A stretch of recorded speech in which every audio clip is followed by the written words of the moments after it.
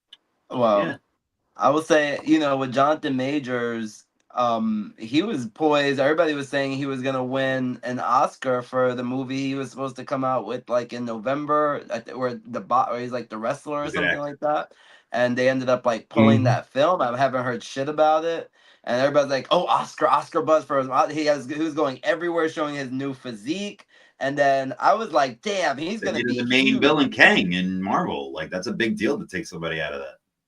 And what Very. that was crazy how quick the industry will turn on you. I just think, and Iyanla mentioned, she said, I didn't give it to him because he had beat a woman.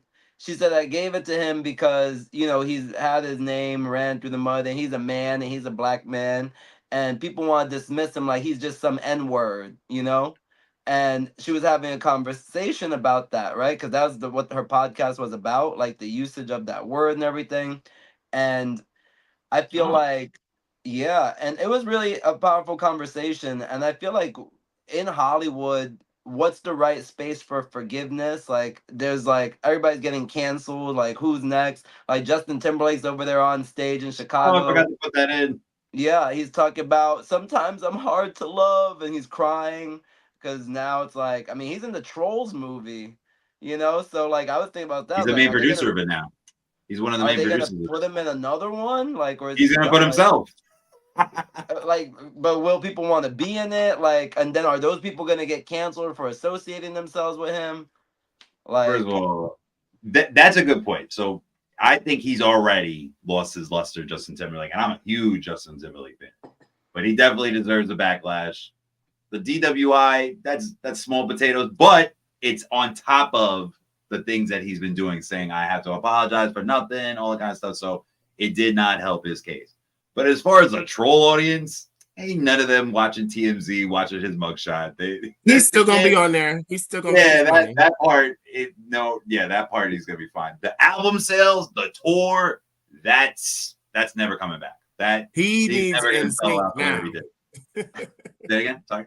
Now he needs NSYNC. He's the one that needs Right? NSYNC I'll because put you in one little song on Trolls. Like, I'll throw you a crumb. Like, that was you're right. literally. Now, Lance, where you at? Joey. Come, Lance was like, assemble. right here, baby. True. Good points. Thank you. Okay. So actually, we don't even need to talk though. That was good. Hit us off with some Superman, Robert. Yeah, well, today they just released the first HD look at Superman in his new suit in Why broad not eight? daylight. Why not 8K? Why not 8K? Hey, I don't make these things happen. But the thing that was interesting is because everybody's speculating, well, will he be wearing the red underwear? Because that's what people want to know, like when it comes to Superman. Are they gonna have the red underwear? Is it old How did they school? know that that's what I wanted to know? They read my And mind. now your answers have been found to your question. He is wearing the red underwear with a little It's more like yellow prayers, belt. Robert. It was more like prayers. Yeah, Okay, right. looking Caillou. And then there's a first shot of Eddie Gadibi, I believe is his name, playing Mr. Terrific.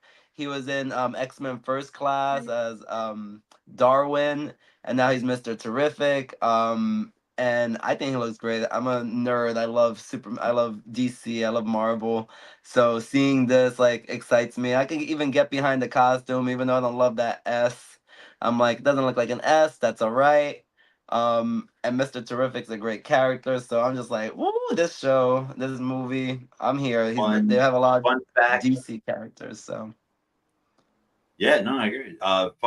First of all, I'm a big James Gunn fan, so I'm a huge Superman fan.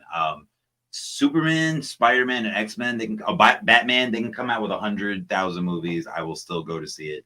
But fun fact, I was watching Hollywood with my mother, and he was in it. He was one of the main characters, Dave Cornwest. He plays Rock And Hudson. that's right, he does. And I said to my mother, we were enjoying it. We love Ryan Murphy. It's great. The only thing I haven't really watched of his is American Horror Story and Glee. That's like the only ones I've seen. Everything else. But I said to her, I was like, "Yo, he's gonna play Superman one day." I kid you not. I said that to her like on the couch, like right when that show was premiering. I was like, "This dude looks exactly like Superman. He's definitely gonna play Superman one day." And it was crazy when I saw him get casted. I was like, oh, that makes sense. That I agree. It's not new that JT got canceled. You're right, especially during the book with Brittany when she was talking about him during the abortion, and he started like with the guitar, like, oh, what a fucking idiot. When I read that, I was like, what a douchebag. Like, you can't make that up. You can't make that up. That's horrible. But back to Mr. Corn Sweat. What a name. You got to be a strong actor or a good looking person to keep that last name. My real good question though. Oh, go ahead, Robert. Before I ask the question, I was gonna say my first introduction to him was before they announced. Well, I think right at the time when they were saying either they were deciding if it was him or the other guy, or they had just announced it was him.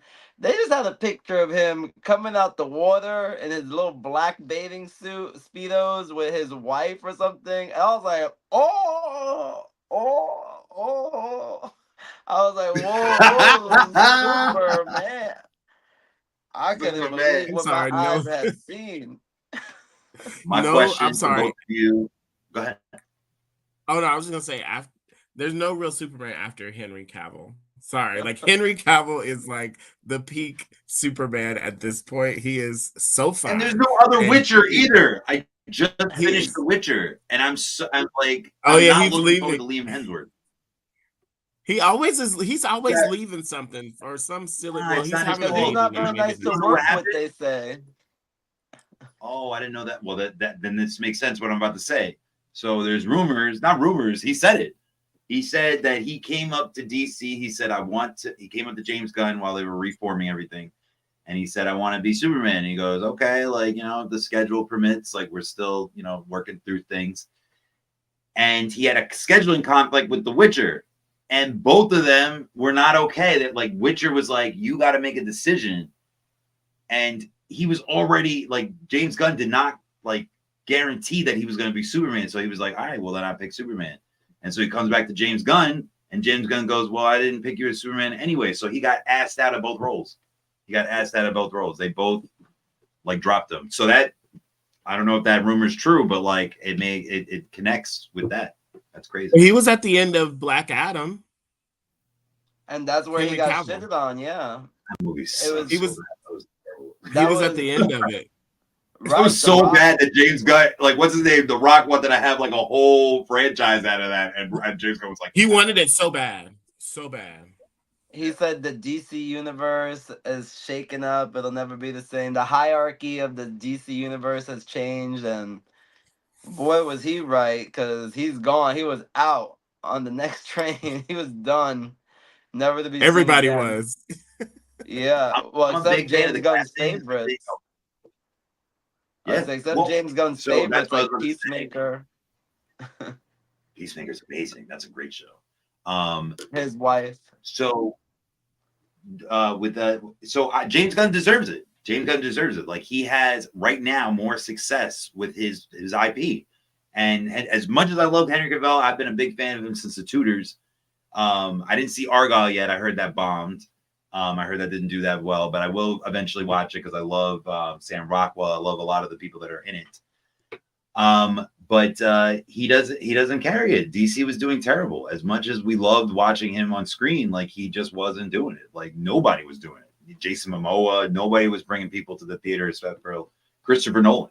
And Christopher Nolan went over to Universal, so they can't tap on him anymore. And Zack Snyder, you can't have him save the film like 5,000 times. So it made sense that they recasted. It sucks. But James Gunn, like I said, it's up to him to fail at this point. But like for now, he is one of the hottest directors in Hollywood, even when he makes dead baby jokes. Yeah, that when you're that good, you get to come out of cancel jail. And so, but I've been trying to ask you guys this question, but you guys have had great commentary, so it doesn't matter. But my question is, DC or Marvel? Oh, I can't do that. Gun to the head, Robert. Gun to the head. Which one, DC or Marvel? I will always love the fucking X-Men like there is no other commitment in the world. So like if something's coming up, if like there's an X-Men movie and then there's like some random DC character, it's like you can only see one, I'm gonna pick the X-Men movie, I'll say that much. Go ahead, Keith. Of course, I do not live in limitations. I would say the Marvel Cinematic Universe, their live action movies are top notch. DC animated, also top notch. Like all the DC cartoon movies, all the animated movies are amazing. They just had one, Crisis on Infinite Earths. Earths. It just came out. I was watching it yesterday. It's like it's like crazy how good these like animated movies are. Dark Justice, that's good. That was good. Dark All Justice of them. Apocalypse. Like all of them are so good. Young Justice is a series about the sidekicks or the young, the young ingenues of all the superheroes. Titans, so like their animated stuff is top notch. I mean, X-Men 97 is amazing too. So I'm not, I just can't pick between the two, but that's what I would say. And I was gonna watch it already, but Robert was like hyping it up, and it was way worth the hype. It was so good, and I love the original series, and it was better. It was better. No, there's nothing that I could add to what you guys said. It's a summation of how I feel, but I think Marvel is the better overall. They do well with the animation, and they not as well as DC with the animation, but they by far executed the MCU. There's been other cinematic universes before, but Marvel did a masterclass on it. And I don't even love all the movies. 30 films. But they made like almost $21 billion. Yeah, and I'll just say someone shared. I was just saying, Endgame is amazing. Yeah, Endgame is incredible.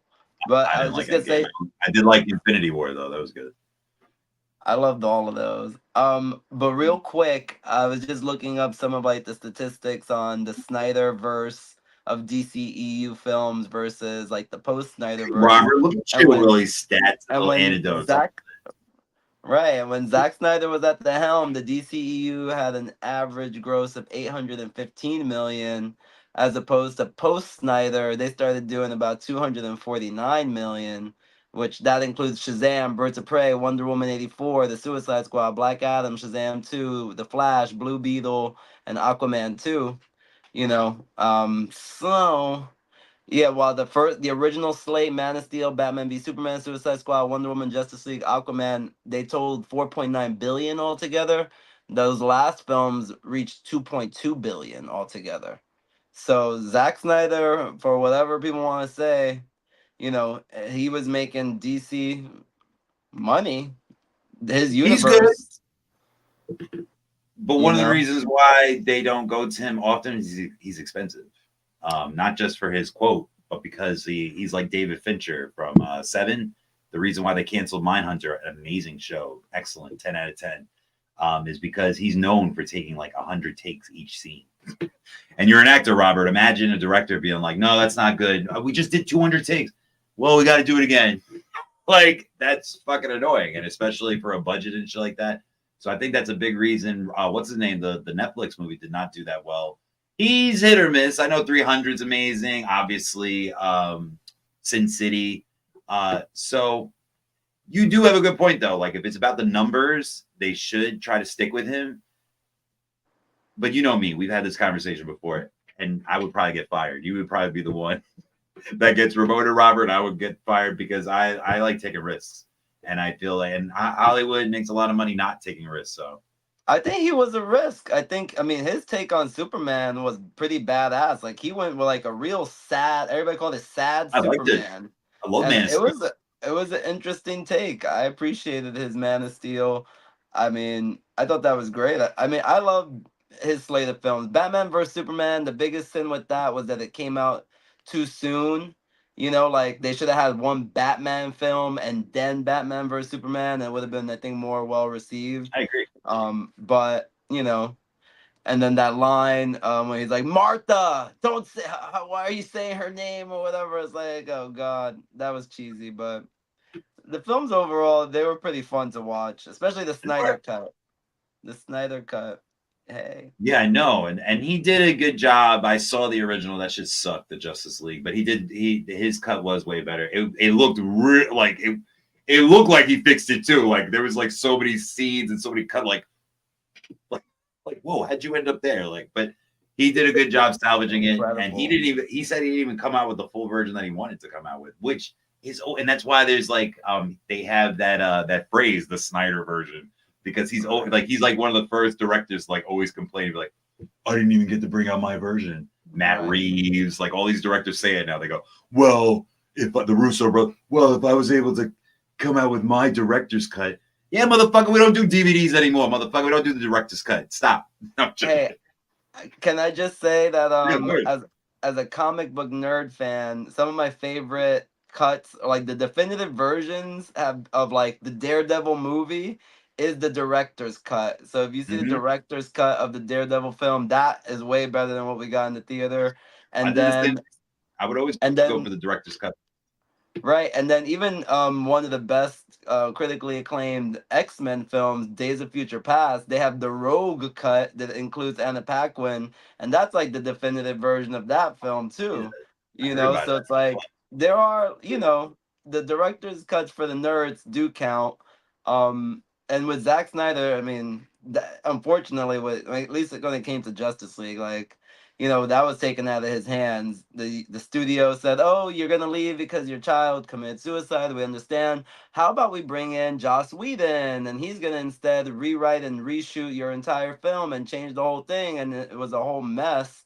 And you saw the behind the scenes of that. Got him canceled with Ray Fisher, and Yep. then and then so now Zach, he got to finally do his film, and it was great. The Snyder cut, that's a glorious, like, they don't need to make another Justice League film after that. That was like, who's gonna do better than this? It's like, what? This and this whole conversation came from red underwear. Who would have thought? Who would have thought? That's why I wanted to have it. I wanted to, of course. Thank you for adding it. Keith, I wanted to bring something up that you brought up last time you were here. We were talking about Shondaland, and so was Steve. Steve is not here today.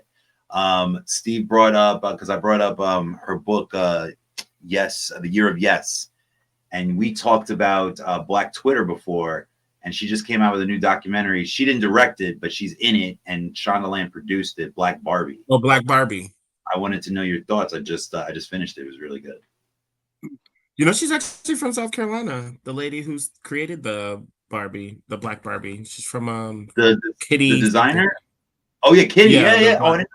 Oh yeah, you're from South Carolina. Yes. Yeah, fellow South Carolinian. She created the Black Barbie. I've been so busy. I haven't watched it, but I read some of them. Yeah, I'm definitely gonna watch it. I love, everything that like usually Shonda Rhimes does, like even for all of her, kind of things that she does. But I think it's great. Like it's great to like see like how important stuff like that is. Like these are like, especially talking to a generation of women who like didn't have that originally. They didn't have an actual Barbie. Like they had black dolls, that girls could have, but you want a Barbie, like you want the thing that people have in it to look like you.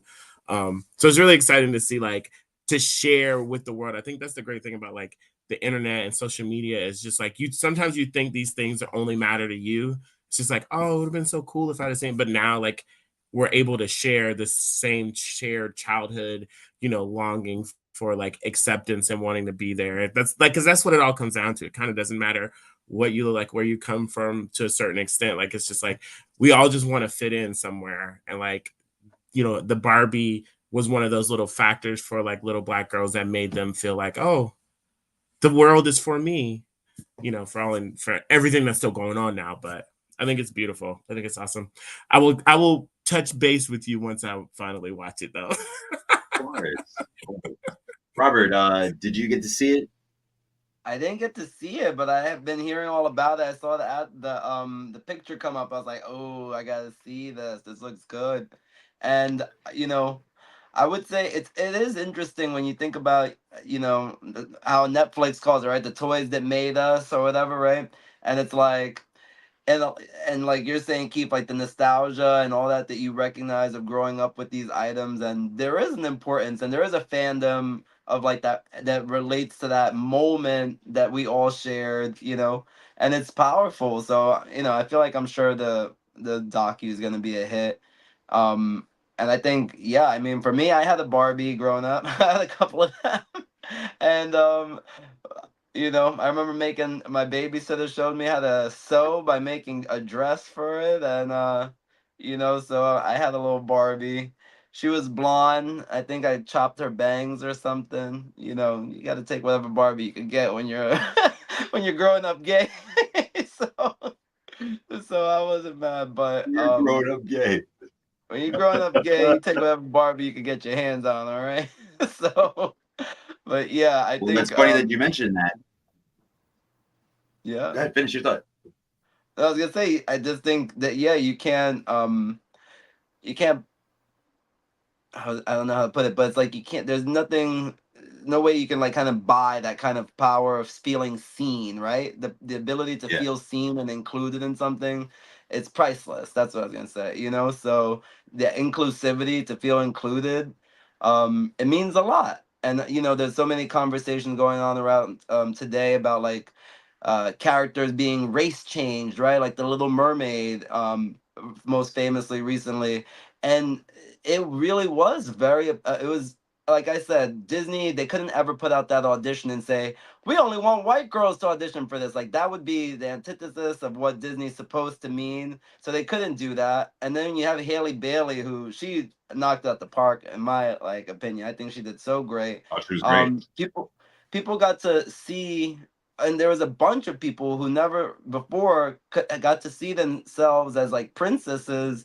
That meant a lot more than just like, you know even like, I'll say this, right, and I've had this conversation before. Camila Cabello just played Cinderella, but she, as her appearance, appears as almost like she's a white woman in a lot of ways, right? So the power of Haley Bailey being like a clearly black woman playing the Little Mermaid is really impactful. And I think that just circles back to like the Black Barbie, like having something you can relate to that clearly is not just this white woman. Yeah, it's special. So yeah, it has a real powerful meaning having this inclusivity. Yeah. So thank you, Louis. I actually have that fact for you. Robert. Oh, see, it's like covering Robert now. Sorry about that. So in the middle is the actual first Black Barbie that Kitty created.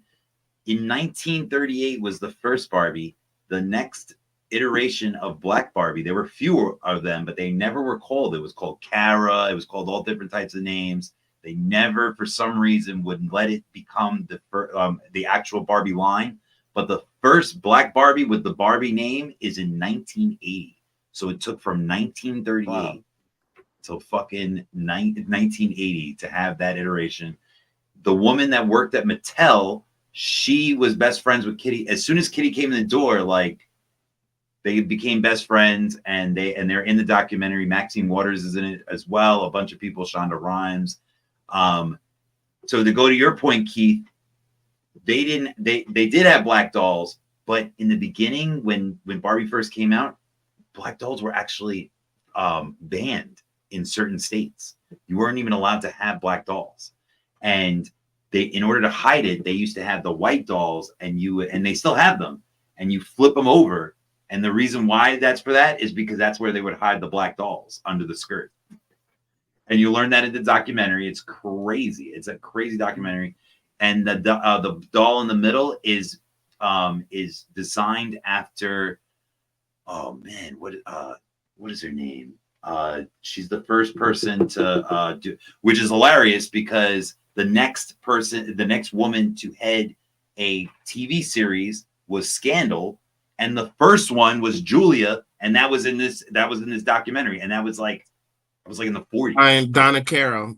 There you go, Donna Carroll. So it was a mix of design between her and Diana Ross, and even when it first came out, they had these focus groups, and they were upset about it. A lot of black people were upset about it. They were like, "Why I gotta be a short crop? Why I gotta be this? Blah blah blah." And once they found out that a black person designed it, they all stopped complaining about it. They were like, "Good, somebody gets it." And it also has different features. It has like a little bit of a wider nose. It has like bolder jewelry, like a lot. Like it wasn't like, again, the other dolls, they just put another hue on it. And this time they were like actually, and like you said, inclusivity. There was a lot of crying in the documentary, a lot of people. And when you were saying Robert with the bangs, there was a woman that was Afro-Latina, and she would crimp up the hair. She would crimp up the hair. She would put relaxer in it, grease, all types of shit to get it kinky. And she's like, and those were her words, by the way. I don't want to get Chris rocked over here with this one. But she said that, and no, and whether you're of the gay community, everybody's got to be seen. And Shonda Rhimes said it too. She was like, if you don't see yourself on TV, if you don't see yourself in successful situations other than those stereotypical situations, it's really hard to see you going forward. It's really hard to see yourself as part of the fabric of this country, and it's really hard to see yourself as the future of it as well. Yeah, it's true. Someone asked me 100. about, this kid at work. He's only 21, and he asked me, he said, I was a kid when Obama was in office. And he's like, so what was that like? And I said, you can never take away what that was like for people to finally see, like, pretty much essentially the most powerful man on the planet was a black man. I said that was so empowering for so many people. I was like, you can never take away like that influence. So many people felt like they had a chance to strive for better and for more because of just the fact of him being president. By that virtue alone, like, that empowered people to feel like they can do better, be better, so it's like, it matters. Representation matters. When people talk about, like, why would they make someone in the Fantastic Four black, and it's like, because this is from the 1940s. Like, get over it. Like, That was a terrible someone else movie, but be Michael B. seen, Jordan was good. Right, exactly. But it's like, so representation matters. It does. Yeah. Totally agree. Let's move on to the last segment. And we can include this in there real quick. Did we mention this already? No, we mentioned it already. Never mind. Where the fuck did I go? Thank you, Robert. Okay, cool. So let's start off with Keith real quick. He goes to the Mermaid Festival in Coney Island every year. He runs that shit. Oh, he runs it. That's right. He's Mr. Mermaid. Let's go to his Instagram, and you can start it off. But we're going to get some pictures up. Yeah, for sure. So this past weekend was I think it was the 44th and Mermaid Parade down at Coney Island. I've been doing it since 2013, which is a long time. I moved here in 2012, and I had a friend that was like, "Oh, you would love doing this." So it's actually was started by kind of the boardwalk freaks. It was like kind of like a freak show. So it's kind of like all the misfits from New York come down and dress up. It's really fun. I'm in a group called the Tail Shakers, and we like dance. That's me and my co-captain Betty. That was us on Saturday. The theme this year was the Cirque du Soleil de Aquatics. So it was like a Cirque du Soleil kind of like black and white macabre kind of circusy theme. So actually that's full hand painted what I have on. I painted it myself. Wow. But yeah, so we're actually doing the Pride. Oh yeah, look. And then we're doing the Pride Parade next Sunday in Manhattan. So if you're at Pride, you'll see us there too. But yeah, that's what I've been doing, running around Brooklyn, getting stuff. It takes a lot to make a big group be in a parade. I was up till the night before till like 12 o'clock in the morning, filling up water bottles and getting water together because it was going to be so hot the next day. But it was so much fun. So check us out. Our Instagram is the Tail Shakers. That's amazing. Say it again. What's your Instagram? The Instagram for the group is the Tail Shaker. So just the and then Tail Shakers. And then that's my Instagram right there, Keith Toast. But nice. But yeah, that's where I've been. Nice. Yeah, I need to go. I couldn't go this year because of this. I went to Splish Splash. My cousin, she's about to go to camp, so my parents, they didn't have time to bring her, so they were like, Vince, could you bring her to Splish Splash? and I have not been to Splish Splash in probably like 15 years, and I didn't even know what it looked like anymore. I was like, what the? And it was amazing. It was amazing. And it gets on to this point, so we'll show a little bit of Splish Splash images, what it looks like now. Very cool, man. They have like really cool rides. There was, oh, see, let's get this on the screen real quick.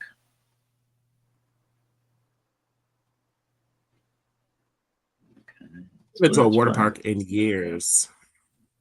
So it's still New York's largest water park, as you can see. This one was really cool. This one was like this alien thing. You went through a tube, and then you went like it put you like in a cylinder shit.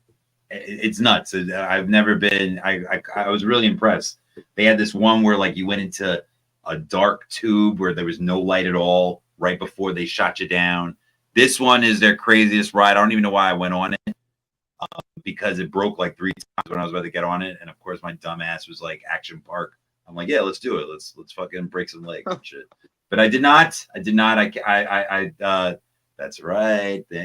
Congratulations to Keith, of course. It was really fun. It was really fun. And I was surprised because I went to Six Flags last summer, and that shit was like, it took a toll on my body. Like for some reason, it felt like they didn't update the rides. And it felt like Coney Island, actually, now that you mention it. It felt like I was on the Cyclone. The Cyclone, I love Coney Island, but their rides are a piece of shit. Those things, like, yeah, exactly. That's what I'm saying. Robert knows what I'm talking about. That's how I feel at Six Flags. But over here, felt really safe. Not gonna lie, the crowd is a little different too than when I went. It was like when I used to go when I was younger. There used to be a lot of hillbillies, a lot of ratchet people. Now everybody goes. For some reason, everybody it was like a golden corral. It was like everybody was there. So when's the last time you guys have been to a water park? What's your favorite theme park? Answer whichever one you want. I feel like I went to Splish Splash last year. I'm not sure if I went either there or some other water park, but I have a good time at them. They're fun. They're a little scary when you go into those dark fucking tunnels and you're shooting out, or they drop you in a big fucking pool, like a toilet bowl in it, and you're like, oh my god, I'm gonna drown here, you know. I don't like the ones, I will say, the slides that like you have to step into and then they just let out the bottom and you fall free fall. I don't like that. That was the one. That was the one that broke. And I went on that. still. That shit was great. I don't like that. I did. I'm like, I'm gonna bust my back. I'm gonna hit my back. No. Not for me. I haven't been to a water park in years. I think the last time I went to a water park was when I was younger. We used to go down in Myrtle Beach. Like that's the last time I went to a water park was down in Myrtle Beach, South Carolina. We used to go to like Carowinds and Six Flags over Georgia. Yeah. Been to Disney World and stuff. I like water parks. I can say no. I think as an adult, I'm more concerned about the wave pools. And after watching that Action Park documentary about how like it was just so many bad things that happen at water parks, and I'm just like, I don't think I need to go. I think I've just aged out of water parks. Maybe if I have like small kids one day, I'll take them to Great Wolf Lodge or something. But look at you! I haven't been to Dollyland in a long time. I want to go there again. I was there when I was little. They still rank that as the #1 theme park in the country.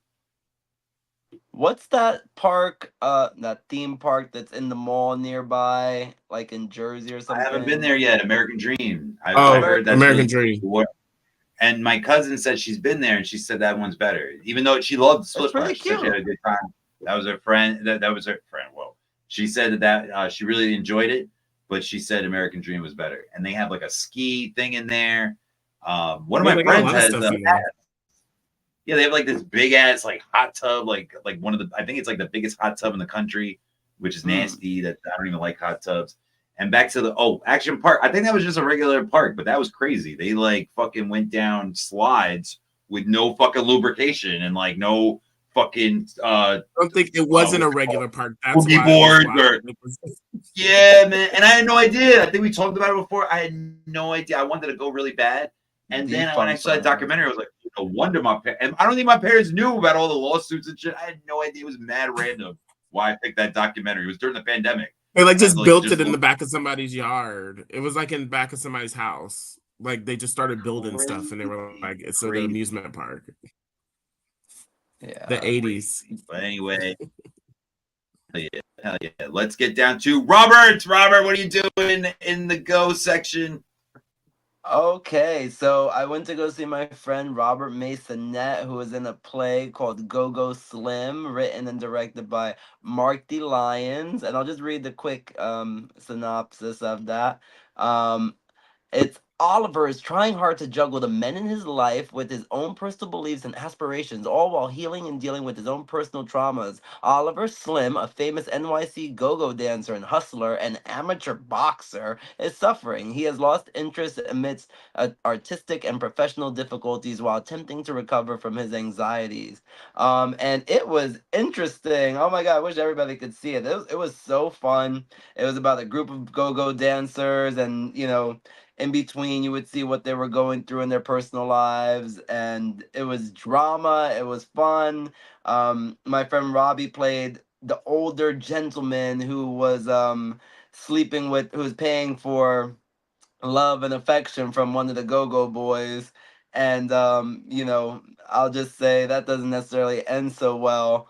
But my favorite part, at the end, because they had great song choices, but at the end I went to go see this with my mom, and they had the queens who were the go-go dancers all wearing white like robes, and like different, two were in blonde wigs and one was in the brunette wig, and they started lip syncing to the end of the First Wives Club, the "You Don't Own Me" song. And I was like, oh my God, they're doing it. They're doing it. They're like, "You don't own me." And I was like, see, they have great music taste, this director. I love him.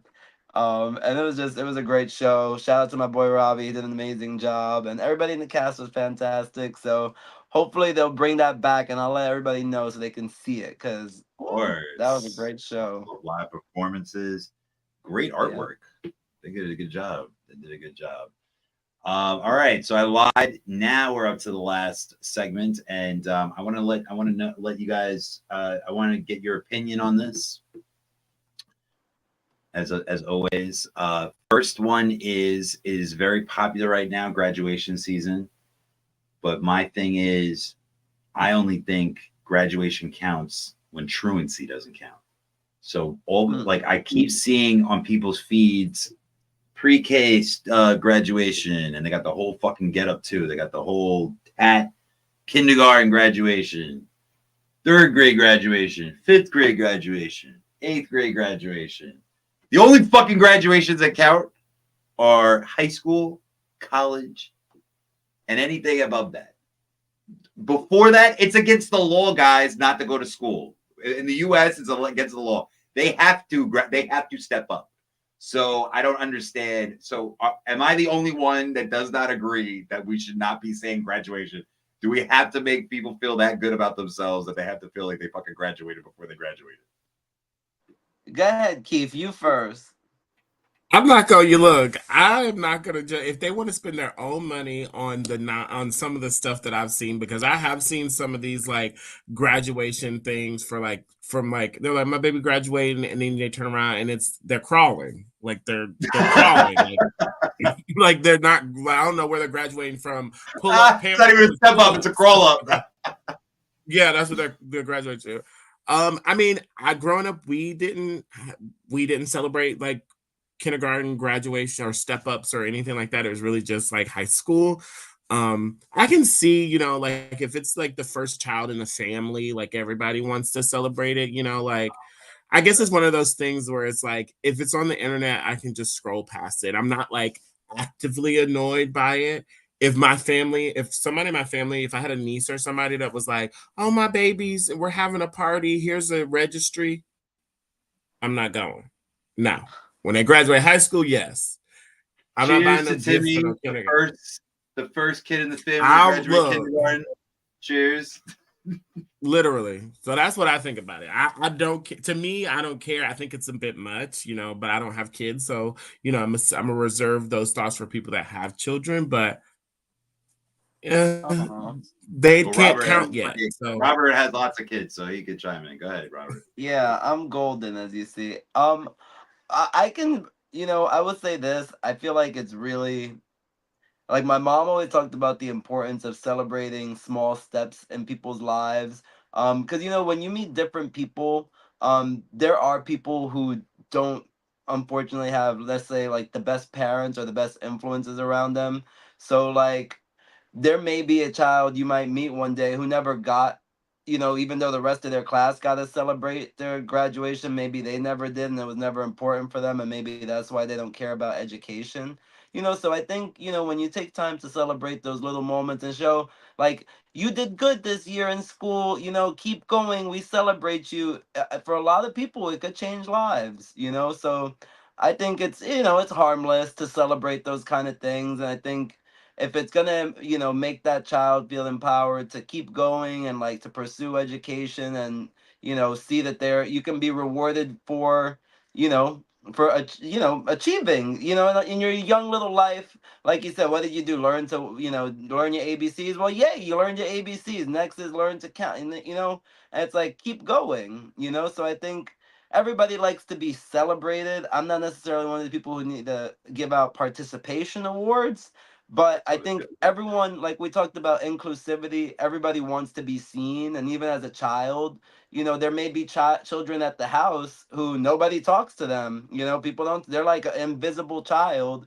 And for one moment, even if they're on the stage and nobody from their family, unfortunately, even came to the graduation, but they got to be seen on stage and, and one of the teachers who's their buddy said, good job, you're important, it matters. So, my I'm all about, yeah, like my mom's, that's a rite of passage. So we have my niece, we have a picture up of my niece who's like 8, and she has her graduation photo. And then we have a picture up next of my niece who graduated high school side by side. And it's like, it's like to show, hey, you are here, you're present, you're doing your best. Like some of these kids are doing great. Some of these kids have amazing scores. I'm like, you keep that up, girl. You smarter than your uncle. So keep going. I'm proud. As an uncle, I'm proud of these kids. Keep up that education, kids. Oh, see, I So was lying that you had kids, but yes, you do have a niece at least. You have one or two, right? I have 3 nieces, Three. several nephews. Yeah. Damn. So I wasn't lying. I thought I was about to say like, yeah. So it wasn't lying. You were Tito. Fucking got this. You got this, fucking Robert. Yeah, I got like still 6 nieces and nephews, and I still feel you the got. same Oh, way. look at what. But they none of I them heard get your out. points, and this is no offense to any of your nieces and nephews, Robert or Keith. I still think it's celebrating mediocrity. I still think like yeah, it's still like that. And that's what the other countries make fun of us for, the exceptionalism and like you said, participation trophies. Like everybody got to feel like they're winning. Not to say that Skylar's not winning, your niece or your nephews and stuff, they're not winning. They definitely are winning, especially if they got you as an uncle. But yeah. But so one more versus what do we think about Juneteenth? We missed talking about it last week. July 4th is coming up. We're going to take the week off. Yeah, how do we feel? Our thoughts about that? Do we feel independent on July 4th, or do we feel more independent on Juneteenth? I mean, I feel the same on both. I mean, maybe not so much on Juneteenth. Juneteenth is nice. It's a bit of, there's a little bit more camaraderie. I feel like, I was walking around on Juneteenth. I was off for the day, and I saw some Black people walking around. I was just like, Happy Juneteenth. They were like, Happy Juneteenth. So I think it is nice that it's like a new holiday for the masses. I feel like obviously it's been around for, since Juneteenth, the original date. But I will say, growing up, we didn't like celebrate it like in our household. Like I knew about it, but like it kind of felt a little more kind of like the Hotep holiday. Like it was like, okay, we Black, but we not that Black. Like we don't be celebrating. Oh my Those are God, Black I'm people that dead. celebrate Kwanzaa. But but that was unfortunately the mindset. Damn. That's the mindset that I kind of was raised around growing up in the South, because you didn't want to be too Black because then it would be like an issue because of all the white people. But I will say, like, I got drinks with some, like, I got together with some of my Black coworkers the day before, and we had like a little Juneteenth Jubilee together. So it was nice. It definitely feels more community around it than I would say the 4th of July. Like I've gone to 4th of July, the Macy's fireworks and stuff. Like it's not so much patriotic as it is like nostalgic to me. Like it's nice to watch fireworks because I remember we used to do them as a kid. So it doesn't really make me so much feel more patriotic and American. But Juneteenth does make me feel like I love my Black people, and I love, that we can all just look at each other on this day and just be like, nice, we're living it for the ancestors. Yeah. Robert, but that's my what you got for us, Robert? What comes to mind is like hearing what Keith said, and just like the camaraderie that comes with it. When like you think about like the conversation we were having about the not like us. So there's that, right? There's people who like are pushing each other apart, but then you do have this holiday where people can come together and really celebrate like a oneness and like put aside like the BS and say, we are a community. And I do want to bring up, I was having a conversation with my friends Brandy and Shonda, and they were talking about the announcement of this new Tyler Perry film with Megan Good, and they're like, I'm fucking done with the bullshit from Tyler Perry and all his, his antiquated tropes about, oh, here's this Black woman who she's gonna be going through some drama, and then she's gonna move back to her hometown, she's gonna meet her high school guy, and it's like, thank you. Finally, someone agrees with me with that. We got to bring them on the show. I keep saying, but they're tired of the sad story about Black love, and they're like, where's the positive stories, right? So with so much conversations like that going on, I feel like it's important to have these spaces, and if Juneteenth could be that space for a lot of people to come together and feel seen and loved, and just like no negative bullshit, just everybody able then to celebrate each other, and then what's the harm? I feel like July 4th has been around. Everybody remembers July 4th. You're off, it's summertime. Everybody's off from school, so you're running around and fireworks, this and that. But doesn't like you said, it's the patriotism to the country as opposed to like where Juneteenth celebrates more community. So I think that's what stands out to me. I think July 4th. I think most of the time maybe we think of like family get-togethers we've had during July 4th. So there's that side of what July 4th can mean, like the times you spent with the family getting together over the years, everybody got together and just whatever. So there's that. And I think I think they both can coexist. I think again, it's about being seen, and this country has a lot of things to try to like repair themselves for with their at least everything is like a publicity stunt, right? With this country, everything they do, so it's like they at least better be on paper trying to to appear like things are good. So yes, make a Juneteenth. Hello, put them Puerto Rican Day parades out. Let people fucking feel My favorite seen, one. motherfucker. So yeah, so Don't that's my forget the thing. Old Navy Independence Day T-shirts that everyone had to have. I used to have that remember every year, every those? summer. It wasn't summer until you It was got like that. every year. You had to get one every year. If you came to class without it, you were ridiculed. What? You didn't get the fucking Old Navy shirt? What's wrong with you? You had to get it. In my house, we didn't do any, like, my house, my dad would talk about flag waving Puerto Ricans, so we were never for the Puerto Rican Day parade, to be honest. And we were not let's just say American patriots around here, especially us growing up. So we're not a parade family. We were never Macy's Day parade, none of that crap. We went to my grandmother's, we ate food, and it was like a regular day. But there was nothing in particular like pushing any agendas.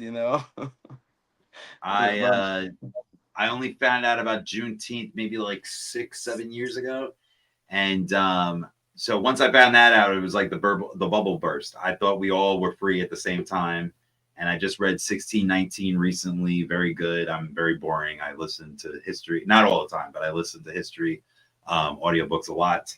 And so I do believe in critical race theory. I do believe in all that good stuff. And so Independence Day is part of that. Sorry, gotta go. I will always embrace a day off. That's great. So once they started doing that with Juneteenth, I was all about it. But again, Andrew Jackson, he wasn't about it. He wasn't sending the army to certain places, and certain places like Texas did not feel like they were free because they weren't. And you literally had to go over there with the military to try to, and there were other states as well, Kentucky. There were other places that just wouldn't relinquish their slaves. And let's not even get into the institutionalization of it with prisons and all that good stuff. I read the new Jim Crow. That was crazy. But anyway, and a good documentary on that is 13th by Netflix. That was really good too. They show that they show the uptick in that and how it just never left. But anyway, back to the point. See, celebrating mediocrity. Like we that's like the only war we've ever won. Like except for like World War I and II, it's like the last one. But like yeah, we overhype ourselves. And like you said, everything's commercialized. Back to what you said when we were saying something's new. This country's still relatively new, especially compared to the rest of the world. So all of our holidays have to do with commercialization. They all have to do with gift buying. They're all centered around that. That's right. Yo, I've done that too. I was going to do that too. Like, if we didn't go to Splish Splash, I was like, yo, what movie is out right now? Like, yo, I need some real AC. Like, AC's good in your crib, but like, there's nothing better than Nicole Kidman on the screen and some AC. Like, nothing better than that. Nothing better than that. Okay, well, Keith, you extended the episode again. No, joking. That was great. No, all great conversation. Great conversation. Thank you, Robert. Great topics. Thank you for your comments. You've been killing it. JT deserves to get canceled again. Not joking. Guys, where can we follow you? Where can we find you guys? I'm at Keith Toast on Instagram, TikTok. I've made a few TikToks. I actually made one about the Kendrick and Drake thing when I heard about the whole. I keep saying want to call LeBron James Lamar. I keep wanting to call LeBron James Lamar, but LeBron James. And I just thought it was the funniest thing. But if you're ever looking for me, it's Keith Toast, KeifToast on most things. Also, I'm not on Hinge, but if you're single and you find me, I'm Keith Toast. You're on Bumble Friends. Okay. No, I don't need no more friends. That's why I ain't got no time to sleep now. I got too many damn friends. Go ahead. No new friends. Oh, sorry. Drake is not in right now, so no new friends. Though. No new friends. Okay. And no Hinge. He said he's not on Hinge. Not to be confused with he's not unhinged. He is unhinged. we refer him that way. Okay. But me, you can find me at Robert Mercado World. Look up Robert Mercado World or Robert Mercado, as I say it to some people at the store when they're trying to find my name on a list. Robert Mercado. My dad hates that. He said, "Don't ever do that." It's Robert Mercado. Robert Avocado. Robert Mercado. Robert Mercado. So I say my name like that every time I meet someone. I say, "Robert Mercado, nice to meet you." So Robert Mercado World. What about you, Vince? You can find me on the FBI's most wanted list. You can also find me on Still Insane, wherever you type that in. Keep Up Pod. Obviously, if you type in Keep Up Pod, you will find Robert too and his world. And Papa Mercado, sorry that your son is still butchering your name. You're gonna have to forgive him for that. And Mama Luz, thank you so much. I love that you love us, and of course you love your son. But the fact that you love us together on this show, it means a lot. She loves Vince. She thinks you're hilarious. Oh, thank you. Even I appreciate it. And life has been stressful, so sometimes I get a little aggy, but I'm glad that we did this show. It's been a beautiful episode. It's always a great time with you, Keith. Thank you so much. Again, please follow us everywhere. You can go follow Robert Mercado on YouTube. Go watch Keep Up, the web series. He's doing a fantastic job with that. He's doing a fantastic job amplifying that, not just producing, writing it, shooting it. We just show up. we just show up, and he does a great job with that. And that's the reason why we're able to just show up and work on that. Thank you for that. Again, go follow the pages that Keep Toast is on, especially with the mermaid. I didn't even know you were heading that. I thought like, I was like, damn, what are you, Joey Chestnut now? Like, you doing the Nathan's contest? Like, what, you own a fucking Coney Island festival? Who are you? Who are you? Yes, no, all of that's a real step up. That's a real step up. That's a real one. But yeah, let's wrap this up. Better listen up, shut the fuck up, and keep up. What your boy still been saying? And me, Robert Medicado World, and this guy, what? Keith And Toast. Keith- Toast. Keep Toes. Over and out, homies. Thank you guys for watching. We love you.